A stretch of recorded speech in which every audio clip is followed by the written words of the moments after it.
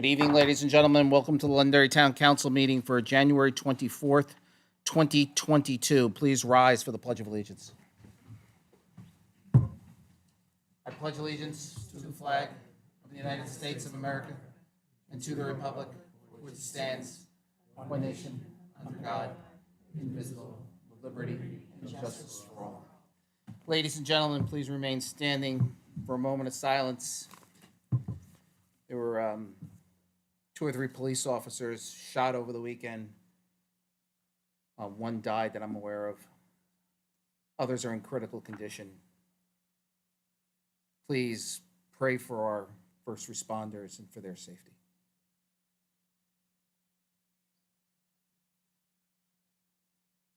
Thank you.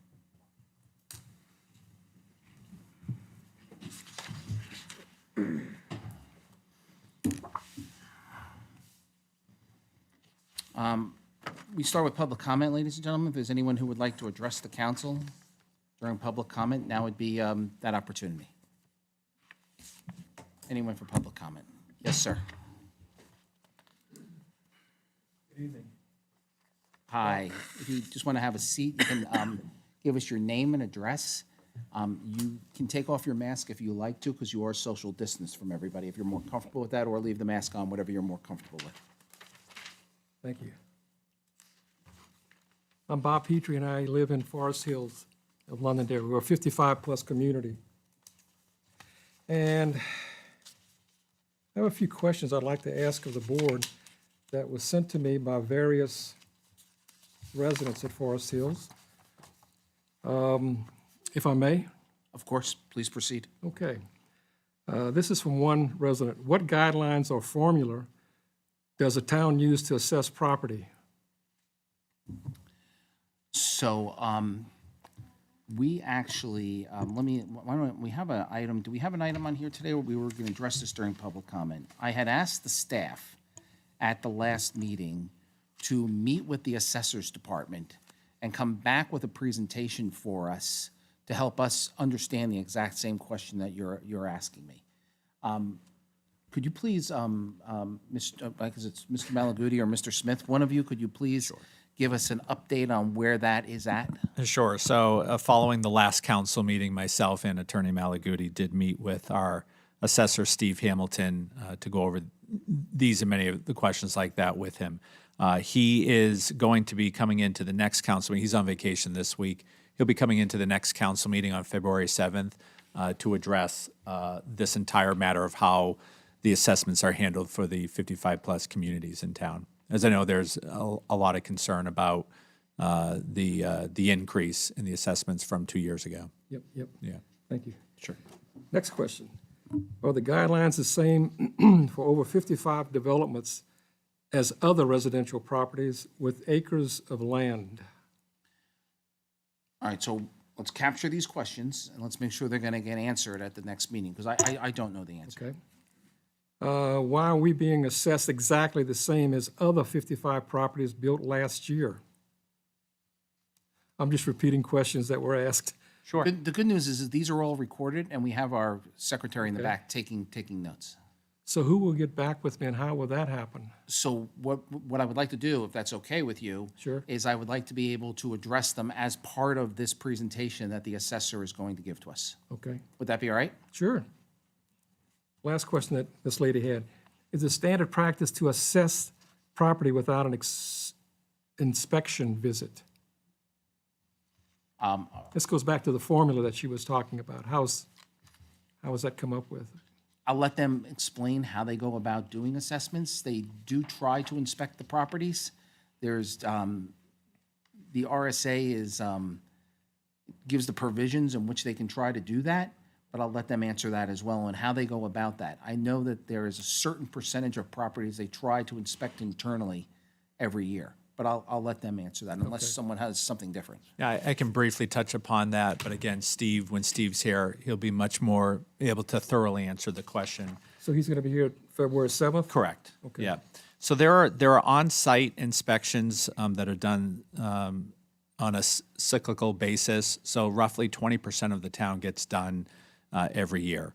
And those inspections can occur either on-site around the property or inside the home. But in order to get inside the homeowner needs to give permission to the assessing department to be able to do that. Outside of those cyclical inspections, though, there are the town-wide revaluations, which are done of every property in town. And that has to be done at least once every 5 years. But we've been moving to every 2 years. Kind of leading into my next question, exactly. Okay, sure, Well, I guess the question is, we were doing it on a 5-year Right. basis, is correct? yep. So why did it go to 2 years? Yeah, so the big reason is because so the last one we did prior to this one was in 2019. The one prior to that was in 2014. And there was a huge jump in the market between 14 and 19, where most home values went up 25% over that time when those assessments came out in 2019. The market right now has been on really an unprecedented climb. And so there was concern that if we waited another 5 years, the jump was going to be even higher than 25%. On the flip side of that, let's say the market crashes. Well, now we don't need to wait 5 years to capture the decrease in value. We can capture that much more quickly. So what we're trying to do is prevent these large jumps. Now, that being said, I know you all have a large jump in your assessments in just these 2 years. And again, Steve will come in and explain more and go over comps in the various 55-plus communities. I guess the question I would have, what was the average rate over that 5-year period versus the two? We know what the 2-year rate was, especially last year. You know, in my particular situation, my assessed home value went up 35%. But what was the rate over those 5 years to kind of compare relative to a 2-year period? You follow my? So he's leaving out the big reason why we changed. The big reason is that the Department of Revenue requires us to stay between a 90 and 110% ratio. That's a state. Yeah, the State Department of Revenue. So what happens is that means we have to be in between there for commercial and for residential. So what happens is that commercial tends to move slower than residential. When we drop below 90%, and I'll let the town manager and the town attorney explain to you what happens, but basically what happens is it leaves us open to abatements.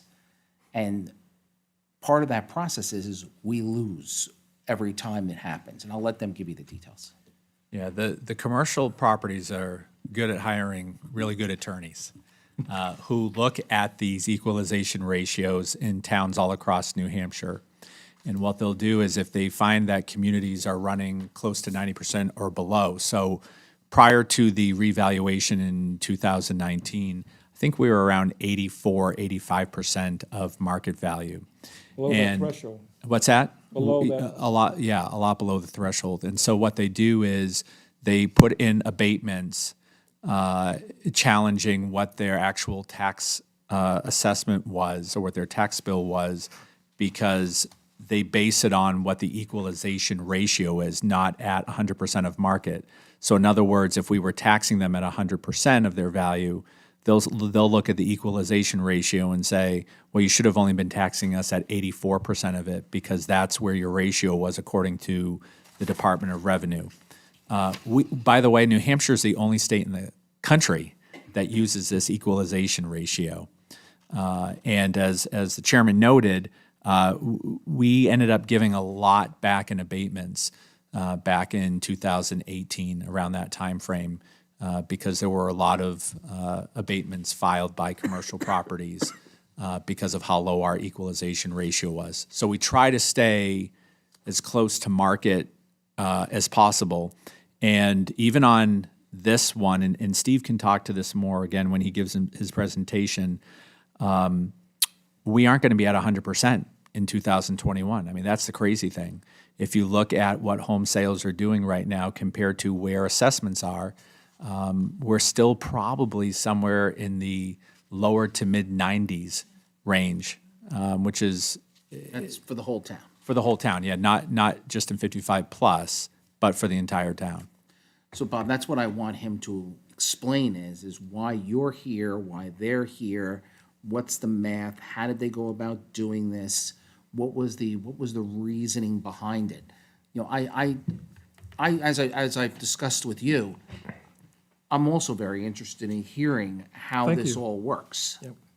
So, And I would add this too. You can file an abatement now. And if you find you need to withdraw it afterwards, if after the presentation and the analysis you look at it and say, okay, I guess there isn't a basis for an abatement, you can always withdraw it. But there's no harm in filing the abatement if you feel that your assessment is over what it should be. What is, relative to abatements, what is the criteria by which whomever decides whether or not there's an abatement warranted or not? What are the criteria there? Well, there's a number of criteria you can look at. I mean, certainly if you look at, say you're comparing comps in your own community, and you're saying, okay, we're assessed at X, but these homes in our community all seem to be selling for far less than what the assessment is, that certainly is one criteria. If your home is assessed a lot higher than all of your neighbors, but they're relatively the same kind of homes with the same finishings, if you will, hardwood floors and such, that's another criteria. So there's a number of criteria you can look at when asking for an abatement. And, the assessing team will go through all of it with you and make a determination on whether or not they feel that there is a basis for an abatement or that it's properly assessed the way it should be. One of the things that was brought to my attention was the assessment was done in the first quarter of 2021. Is that so right? I'm not sure when it was done. One thing I just have to mention right now is, and just so you're aware, Bob, usually there's a 5-minute limit for public comment. I've waived that limit. I've waived that limit because I believe these questions are important. Right. I just want to make note of that for the minutes so that if I'm going to be quick about the last couple of questions. That's okay. So the whole thing about how the assessments are done, I find the whole thing's a little bit unusual from the standpoint of that it's based on where you were April 1st. Yet the Department of Revenue doesn't base their rate until October, right? Correct. So we have to have ours ready April 1st. They don't tell us theirs until October. And there's a reason why you have a lot of questions, because it's complicated. Well, the reason I brought up the first quarter is because, man, that's when construction costs, building materials, lumber, plumbing supplies, it just went through the roof. It's always April Supply and 1st. demand. Yeah, it's always been April 1st. And that's a state law. And then they come back to us in October and say, oh, you're here. Well, things change between April and October. So it's difficult for us to manage as well. So a lot of times we're trying to go, okay, it's here. Okay, well, I guess the last thing I would comment on is the property taxes went up so drastically, it seemed to a lot of people in our community, Forest Hills, that people are wondering, could this not have been a portion over a 2-year period instead of just hitting us all at one time? You know what? Those are great questions. I mean, I think that's something that we should explore. But at the next meeting, I've made it clear to staff that I want them to be ready to give us a presentation. These are great questions. Thank you. And let's get the information out there so that everybody understands it. I think people would be happier and more at ease with getting answers to the questions that they have and the concerns, and I think that's, appreciate that. Absolutely. And they're good questions, and they need to be answered. Thank you. Thanks, Bob. Thank you, Kevin. All right, is there anyone else for public comment? Yes, sir.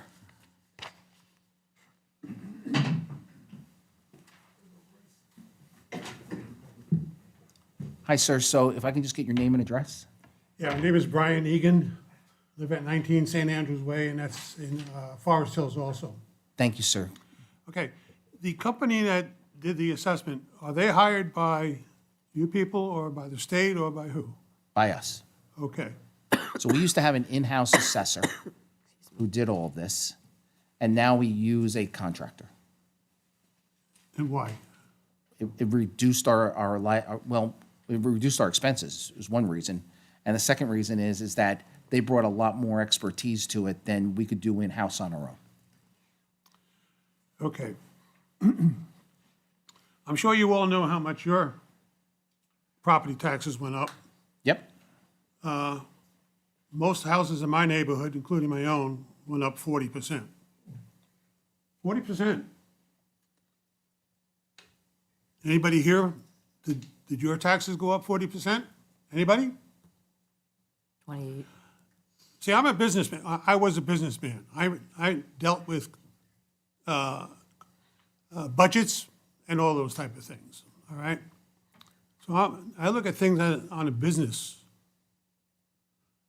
approach. All I know is if I hired somebody and they came in and said, well, yeah, all these homes over here and over here, they went up 40%.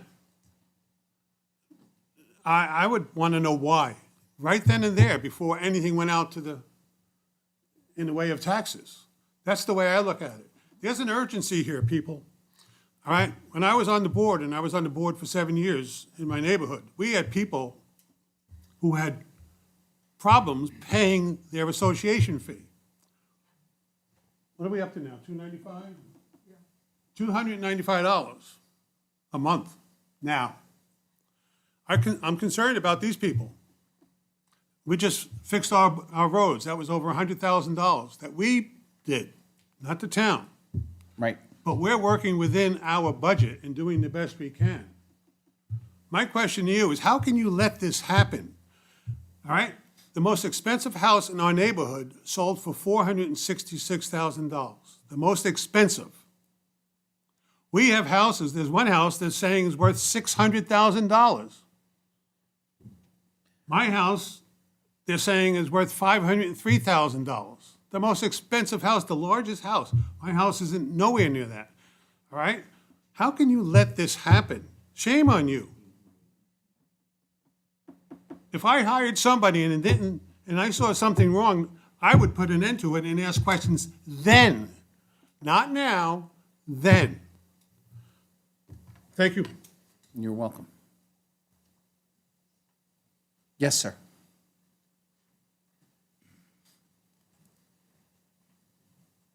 Hi, my Hi. name's Pete Lezon, and I also live in Forest Hills. I haven't even met my neighbors yet, but we just moved there. And we moved there in September, September 30th, and we paid $1,000 less than the highest price in the neighborhood, right next door. And we paid $465, which was over what they were asking. And it's also, when we got reassessed $100,000 more than that. And we're saying, how can that even be possible, right? So I'm kind of surprised. I mean, we've only been there 3 months. And I'm looking at the neighbors and I'm seeing some of the emails coming back and forth. And like Bob and some of the others were saying, you know, a lot of these people are, you know, I work, so it's not gonna kill me if I have to pay an extra $3,500 in taxes, but I feel bad for the neighbors that can't afford it. And I don't think it's right. And so what I was wondering is whether the assessments are based on, not necessarily market value, but replacement value. It seems like they're being compared to some of the other neighborhoods that are brand new, and the cost to replace those houses, or our house replacing that with a brand-new house, would obviously cost more. But they're not brand-new houses, they're 16 years old. And we're also paying the maintenance on the neighborhood, the streets, like they just said. You know, we don't have town storage, et cetera. So I just wanted to add that if they're gonna go through and start looking at explaining what the process is, I also do math, and so if they have a linear regression equation or something that they use to go ahead and assess, you know, if you have a 2-bedroom, you get this in the formula. If you have a 3-bedroom, it's this value. And you basically just multiply all the factors, and that's what they come up with. That's how they do the assessments. So if they could share not only, you know, the overall process, but the formula itself, I think people would feel more comfortable that it's transparent. So in full disclosure, 3 years ago, pre-COVID, the town manager and I went to every one of the 55 and older communities in town. And we did a presentation in town, and keeping in mind, the town is 23% of your tax rate. So we go in and we went and started to explain to everyone what to do, or answer their questions, how the town operates, all these different pieces and everything.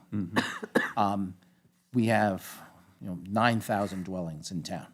So in order for, basically a volunteer board that's elected to try to understand everything that's going on, we're doing the best we can. Now, the way I found out about this is I was at the school board meeting, and these gentlemen spoke to the school board. So I met them outside and explained some of the same things that they explained tonight. So what I told them is that now that I'm aware of it, at the next town council meeting, I will take it directly to the council, ask the council for a consensus to go to the assessor. I was hoping it was going to be tonight, in which they'd come back and explain it to them. And use the same numbers, which I was surprised by as well. What I've always learned is that, okay, get these numbers, go back, have everybody do the due diligence, and then come back and explain it to us. And as I explained to the first speaker, Mr. Petrie, is that I don't know what they're going to say. But what I'm not going to, what we're going to do is I'm going to listen to everybody and listen to everything that you all say. And as I promised him, is I'm going to get you answers. I just don't know what they are tonight. But I do appreciate you coming down and speaking to it. Yeah, we just thought that explanation was gonna happen tonight, so. Yeah, I had reached out to someone in the community and let them know that we were delayed Yeah. prior to the meeting. And so I apologize if that message didn't get to you. So my apologies for that. Nice to meet your neighbors. Sir, could I just have you clarify something for me? I was trying to follow what you were saying about the assessment being 100,000 over. Yeah. Can you just explain again what we you were just- saying? What was your address? 38 Sawgrass, Okay, and we just bought on September 30th.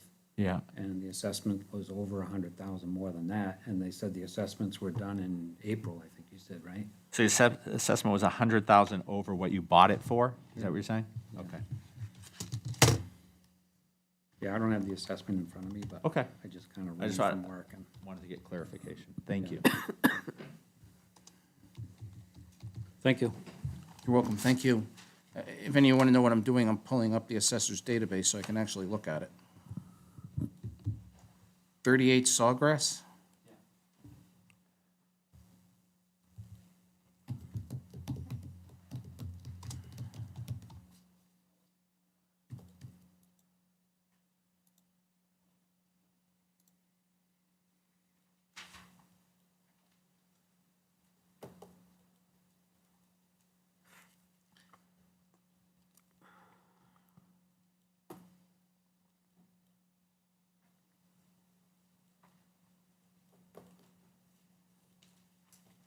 I'm not, something, so it's 38 Sawgrass, right? I'm not seeing that sale in here, in the database. So if we could look at that one specifically? Did you buy it from folks who live in Delray Beach? So if we could look at 38 Sawgrass, I'm not seeing the same numbers. So if we could check that one out specifically? Based on what I'm seeing in the assessor's database. I'm showing the last sale to be August 18th, 2006. So if we could check that, please. Anyone else for public comment? Yes, sir. Mike Arbor, Mountain Home Estates, Yes, sir. in Londonderry. I'm all ears because this is all new. Same motivation is knowing we have residents in our property who have a fairly fixed income, and it's always a battle between maintaining the infrastructure in a way that preserves values and quality of life in the community versus keeping up with taxes and all the costs of life that we all deal with. I'll just ask one question, I promise. Sure. The philosophy of using appraised value to determine taxes, what's the relationship between the town's operating expenses versus using appraised values? The question is, if values are shooting skyward, is this just a big opportunity for the town to reap benefits and tax income, or? It's an interesting question. And I've said this to people over the years and everything. It takes approximately $120 million to run all the services in the town, including schools in the town. When we went out and saw these communities, we didn't happen to come to your community because it was in the 55 and older demographic. So when we went out to them, asked them a very interesting question. In March, we vote on $120 million. And I asked a question in the room, and I said to them, I said, how many of you are registered to vote? And everybody in the room raised their hand. I said, how many of you vote in November? Everybody raised their hand. I said, how many of you vote in March? About 10 people raised their hand out of probably was about 80 people there. And then we went into a very detailed explanation of how we operate as a government, because we want people to vote in March.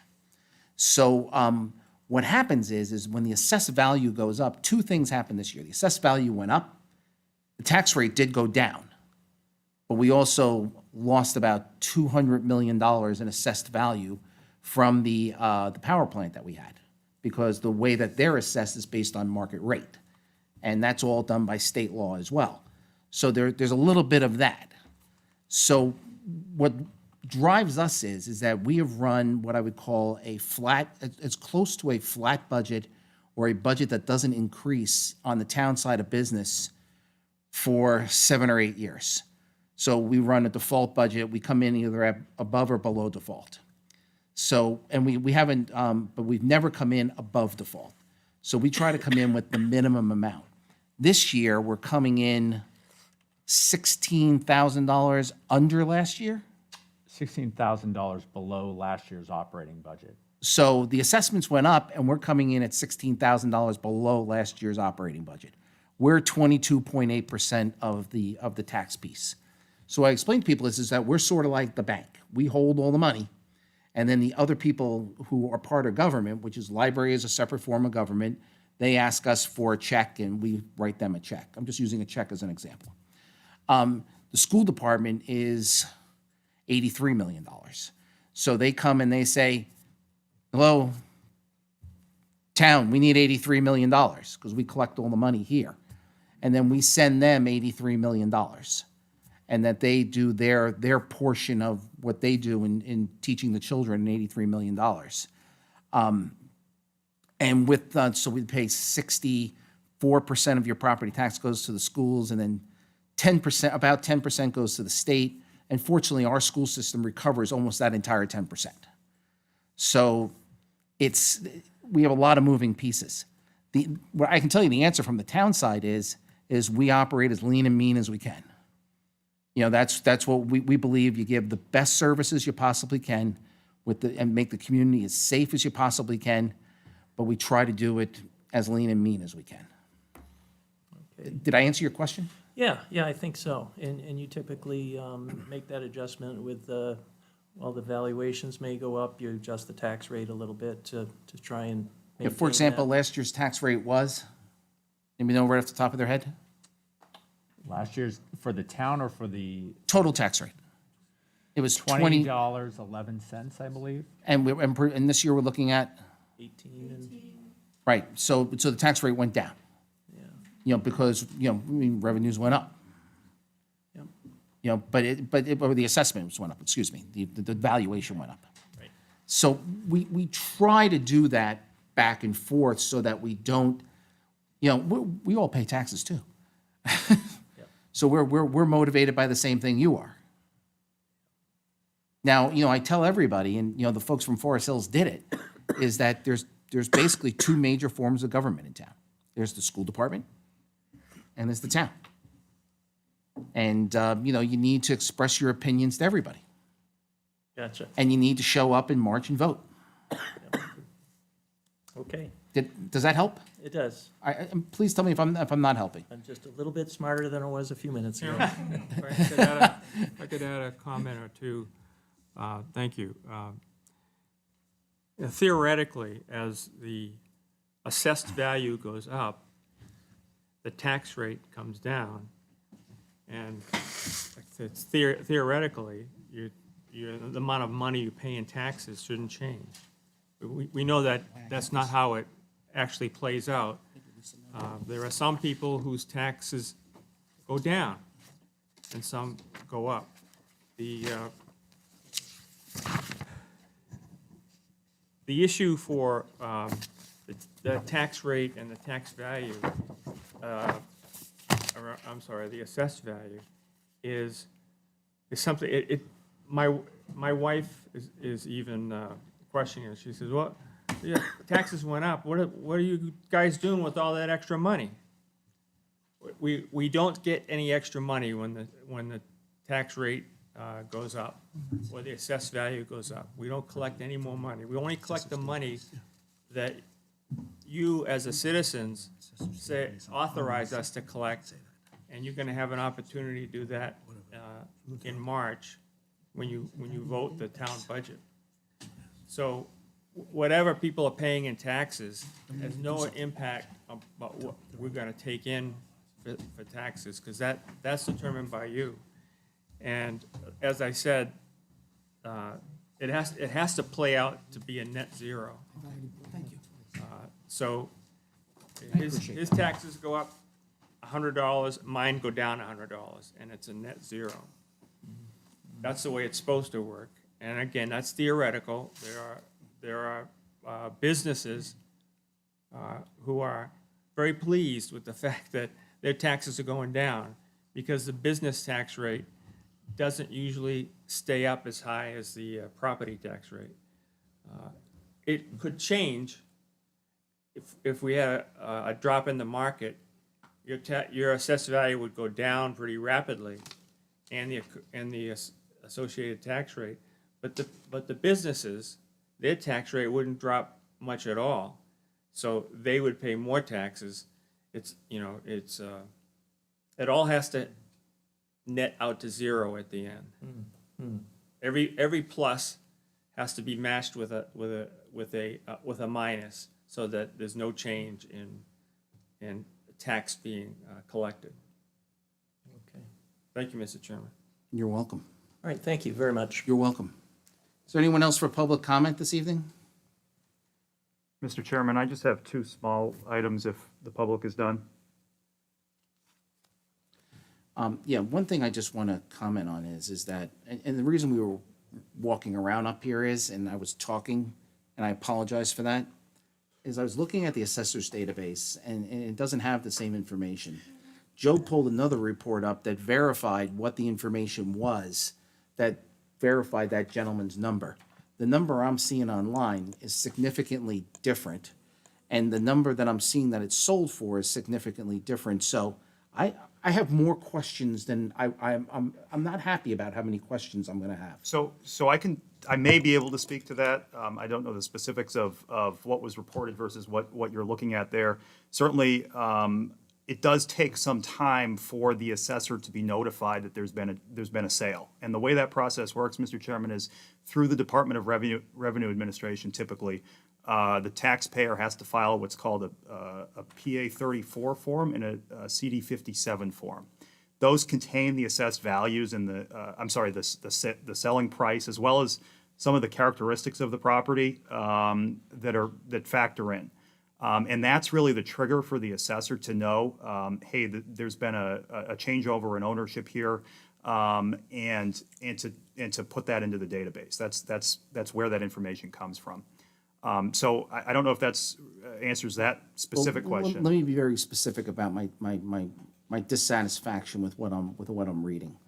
The Londonderry Assessors Database has 23 Sawgrass at $362,000 as assessed value.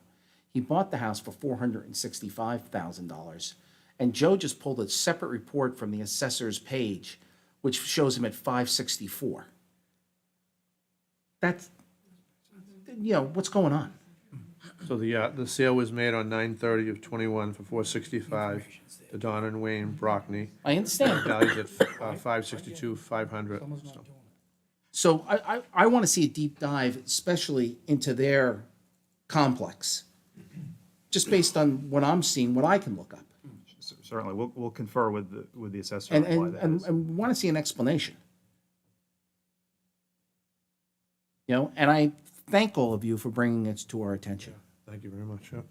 You know, and my apologies that it's taken having to come here for it to come to our attention. We good?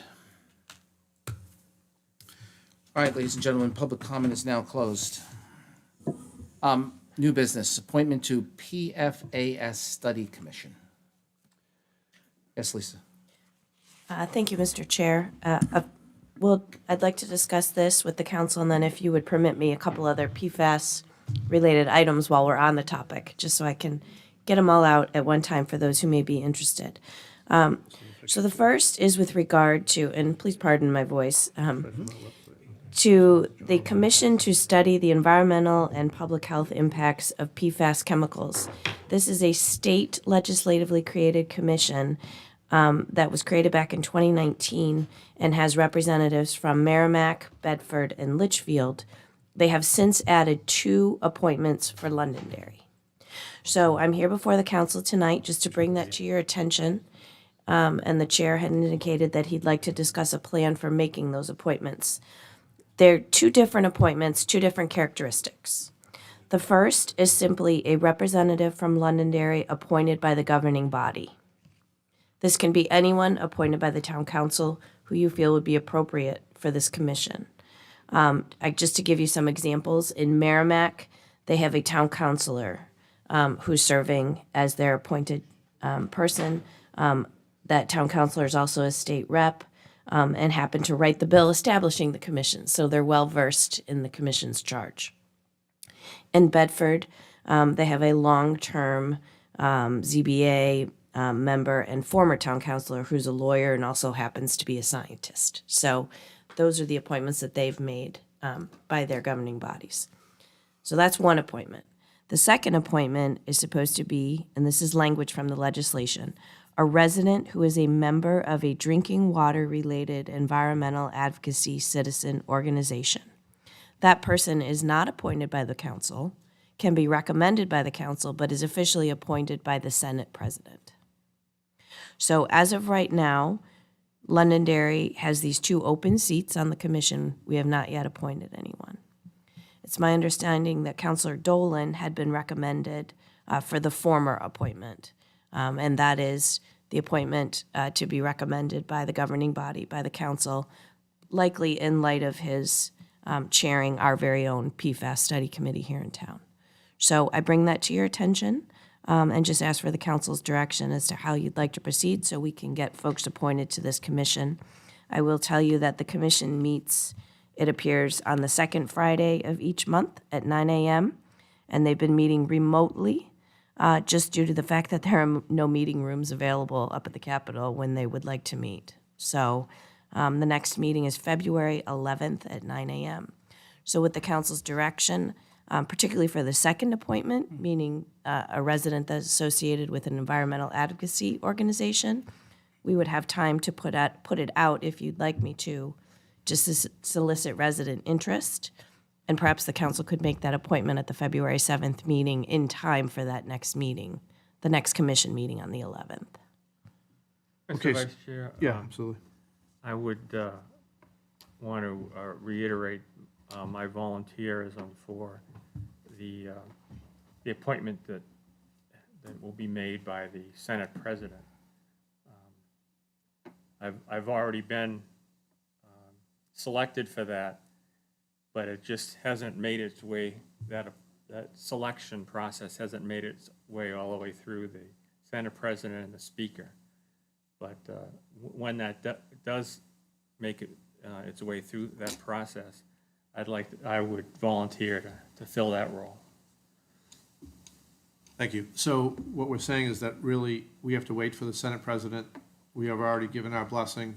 We'd like to have Councilor Dolan, and we have to wait for that one check mark. Actually, I would recommend, Councilor Dolan, if you would be okay with this, that if the council would like to have Tom serving on the committee immediately, if you will, to make it official, the council could vote to make that appointment, and that would be the council's appointment. Okay. Then we could solicit interest for the other resident who is associated with an environmental advocacy group, specifically having to do with water. Right. And then the council doesn't actually vote on that one. It would instead just be a recommendation to the Senate, and they would be appointed by the Senate Do you have any president. problem with us doing that, Ruth? Nope. Okay. I just want to say that I've been going to these meetings for the last 6 months or so. And I had the long conversation with Rosemary, and that's how I found out that we didn't have anybody sitting there. And so we tried to move this forward. This is the one that is specific to health and health testing with cancers related to PFOAs and that study. And all the other towns had had their studies done, and we have not gotten ours yet, even though the data is already collected and is available. So I just wanted to let you aware of that, because I do go as a participant and listen into what they're talking about on a regular basis.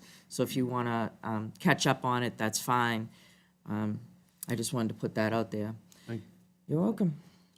As far as the second piece, I think we can probably delay that a few minutes before, so get John back in the room. But as far as the second piece goes, would we go out to the public and kind of? We certainly could, and I think I would also, let the former members of the PFAS study committee here in town who had expressed an interest in this particular topic know about it as well, just to raise it on their radar if any of them would be interested. I think it'd be good as to probably well. put it on the website with the specifics that were Right. requirements, et cetera, and Yep. what the process would be. Yep. We could actually get a third person on that committee representing Londonderry, which would be a smart thing. And in my conversation with Rosemarie was that someone who was like an engineer, a doctor, a scientist, someone in the related field could be a resident who could also sit on their filling two spots. In other words, they're looking for people in that water industry. Oh, and one of the And other open positions. Yeah, there are more open positions, so therefore, if we could Sure, get if another there could person happen to on, be a that would Londonderry only be resident. more beneficial to our town to have that, Right. so. So I think that's the way we should go with the ad in the newspaper if we can, or also the website. I think what we'll do is we'll kind of pause for this one and we'll go on to the next one, which is going to be trolley car, if that's okay with everybody, just so we can get an opinion from one of the other councilors. Sure. And kind of this way we'll all five of us be able Yep. to If, recommend. if you would you let me just do a couple other quick sort of PSAs about PFAS, so just so we're all on the same page. I wanted to make the public aware, this information is on our website, it's also on our social media. But DHHS, to Councilor Paul's point, will be hosting this Thursday night a Zoom meeting for the communities of Merrimack, Litchfield, Bedford, and Londonderry. It's at 6:30 PM. The information, again, is on our website where you have to register for the Zoom. If you want to participate live, watch it live, ask questions, that sort of thing. It's going to focus on the status of their investigation into cancer rates in the community, which may or may not be related to PFAS issues, okay? If you are unable to do it via Zoom, it will be recorded, and we are going to put it on Gov22, our local access channel, after it's recorded, okay? And then the very last thing, I just wanted to make the community aware. I know I've been updating you on the status of the PFAS removal rebate program. The state has now put out additional information. Again, this is on our website, it's on our social media, but the highlights are this. The DES will provide the one-time rebate of up to $1,500 per household to assist eligible residential well users in the purchase and installation of a treatment system. Whether it's point of use, point of entry, it will be up to the resident, of course, to decide what's the best case for them. The program is still in development, meaning they have not yet put out the application. They expect to do so, though, in the next couple of months. But the good news is the program is retroactive back to September of 2019, when we first became aware of these sort of PFAS issues. So if you have taken action, you still will be able to apply.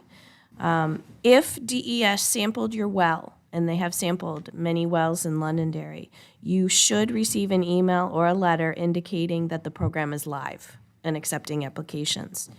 If you sampled the well yourself or hired someone else, took it to a lab to do so, there's an email address. Again, on our website, all the information is there. You can email them and request to be added to the list to be notified when the program is live. okay? And then the last thing is that homeowners, renters, and vendors, meaning, you can have a vendor apply. If you can't afford to front the money yourself to install the system, a vendor could apply on your behalf to get the money to be able to put in the system for you. So again, there's way more information. There's an FAQ. There's information about whether a POE or POU might be better for you. How could you make a decision? What things should you consider? The pluses, the minuses, and we put all of that on our website. It's in Town News on the very front page. Just click the link and you'll find all those documents. Mr. Chairman, while you were away, we got a very good update from Lisa. And also, we delayed a vote of recommendation for one of the two spots on this PFAS Study Commission. And we wanted to make a motion or get a recommendation for Councilor Dolan to be one of the two that are going to be placed on that commission. So we wanted to wait for you for that recommendation. Thank you, I appreciate it. I'm sorry, I had to step out to speak to a resident, so I appreciate you waiting. So if you would like to make a motion, we'll certainly entertain I'd that. like to make a motion to appoint Councilor Tom Dolan to the PFAS Study Commission. Second. All those in favor, signify by saying aye. Aye. Chair votes affirmative. Mr. Dolan, I don't know what the process is for that commission, but please let us know how that all works out. I have to be appointed by the Senate President. Actually, Tom, if I could interject, there's two appointments. This is actually the one that's simpler, meaning it's just a vote of the governing body. Okay. The Senate President will be the one, appointment will be the one we go out for, seeking a resident with a tie to an environmental advocacy organization.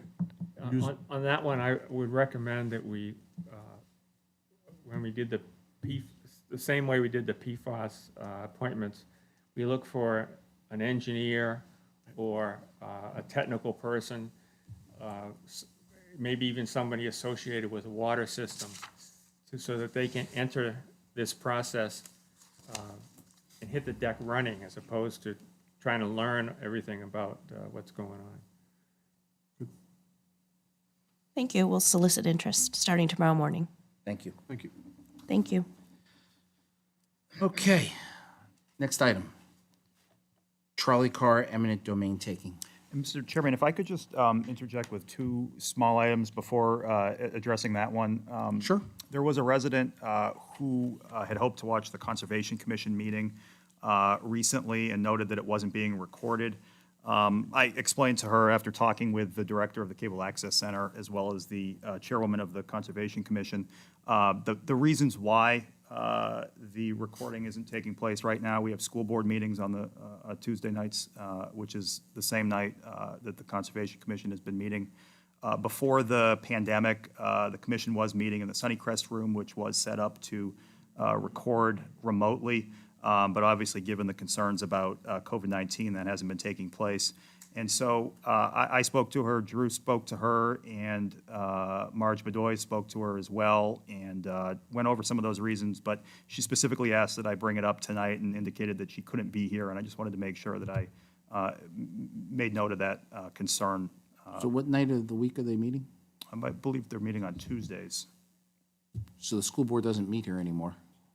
That's right, but my understanding is that the personnel instead goes to the school district and records those meetings. And so there's a lack of current resources to accommodate both. However, as I said, we are looking at whether that can be accommodated going forward. Okay, thank you. The other matter, Mr. Chairman, was, this is very minor, the Energy Efficiency Committee that we had solicited interest for. Frankly, we didn't get the level of interest that we had anticipated, and just to make sure that everybody was able to, who might be interested, is able to apply, we did extend that deadline out until February 7th at noon time. So that's the date of the next town council meeting, just to give everybody the full opportunity to put in for that if they are interested. And we've blasted that out on Facebook so that everybody can see it. Thank you. Mr. Chairman, on the trolley car takings matter, this is a matter that's been before the council where I got a consensus to move forward. As a reminder, the state is trying to take two pieces of property down off of trolley car to facilitate the Exit 4A project, but more specifically, the installation of the sound barrier. And I had recommended to the council, and the council had agreed by consensus to cooperate with that process in order to expedite it so that that sound wall can get installed just as quickly as possible. And so I've taken, I've been to the Conservation Commission, I've been to the Planning Board, and neither body has an objection to this proposal. And so I'm here tonight to get the council's formal approval to cooperate with that takings process. The properties are 51 rear trolley car, and that's 0.55 acres plus a 725 square foot drainage easement to be taken. And then 4 trolley car, that's 0.04 acres to be taken.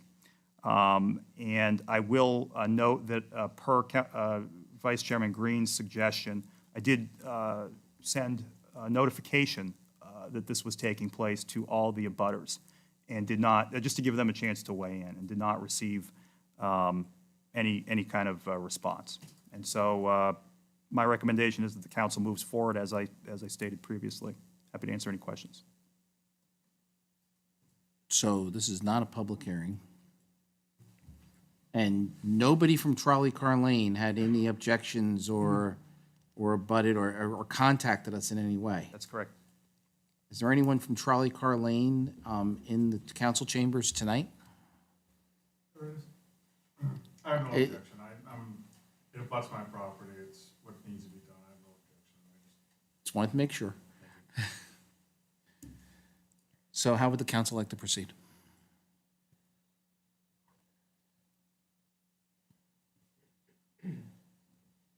You have something specific you want the motion to say? Mr. Chairman, I would suggest a motion to authorize the town to move forward with the conveyance of 51 rear trolley car.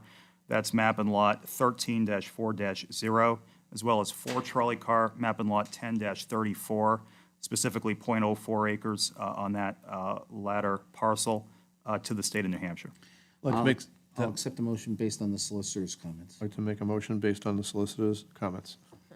Second. All those in favor, signify by saying aye. Aye. Aye. Chair votes affirmative. Please Mr. proceed. Chairman? Yes? May I have a comment?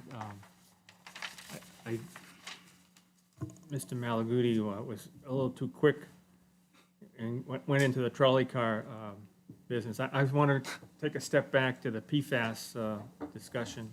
Please proceed. I would recommend that the council keep a tally of people who request those rebates and get the rebates, and that perhaps at some level of frequency, maybe once a month or once a quarter, that the town report back to the council to say we've issued, 17 rebates, and, and so now total, we've got 32 rebates that have come, just so you can it'll keep it not only publicized, but it'll keep the council in the know as to how that program's being worked. It's my suggestion. If I could, Mr. Chair, or I'm sorry, Councilor Dolan, we can certainly do that. The information will come from the state, as the state will be administering it, but we'll certainly make the inquiry so we can provide you with an update. Great, thank you.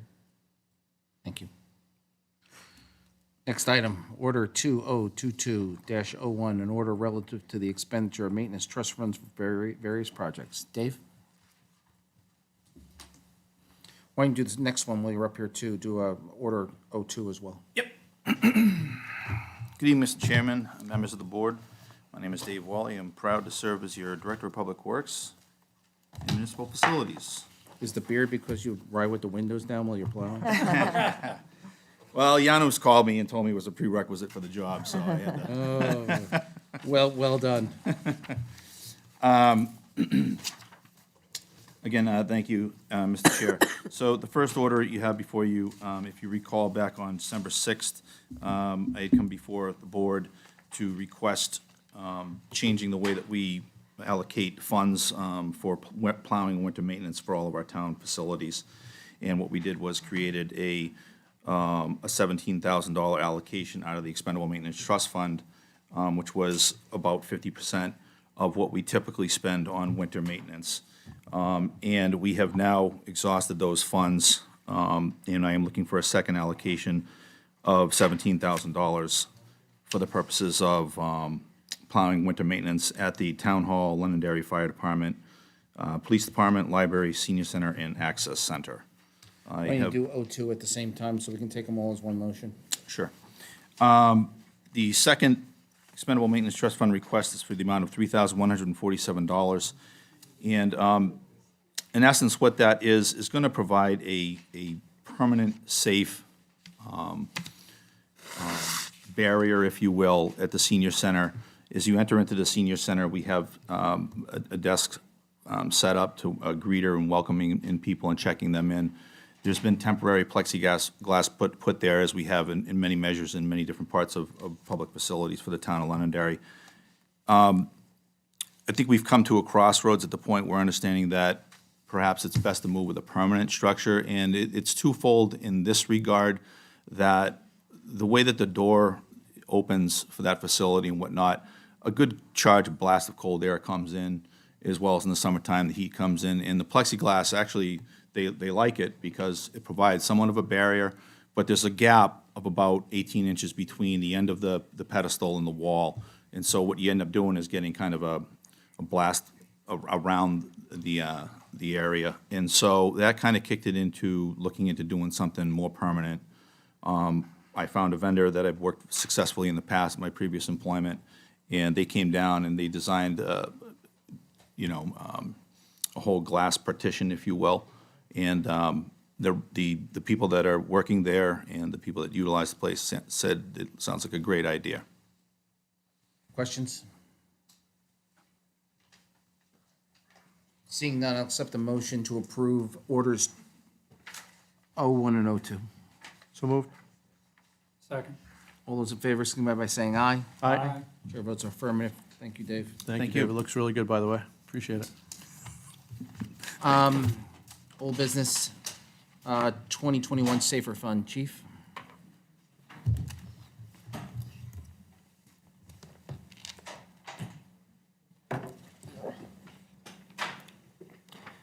Thank you, Mr. Chairman, members of the council. I come before you tonight to ask if I could seek your permission to amend my request that I gave to you back probably 2 council meetings ago. When I came to you in reference to the SAFER 2021 grant, I had requested 4 firefighters. We are currently running 1 shift that is 1 firefighter below the rest of them, and the reason for that is back in 2017, we took one of the operational staffs off the floor to transition into that second command structure position of the battalion chiefs of operations. Since then, we have, thanks to the support of the council and the town manager and everybody, we have now promoted a deputy chief, and this is the first time we've had this position since 2004. So again, this position was taken from an operational position on the floor in the direction of the town. Throughout the last few budget seasons, there have been no additional bodies. So I thought this was probably the best opportunity to try and refill that position to make all shifts completely equal at 13 per shift, if we get this grant. If we don't get this grant, then it goes nowhere. So I would come to you tonight to ask for an amendment on my request from 4 personnel to request 5.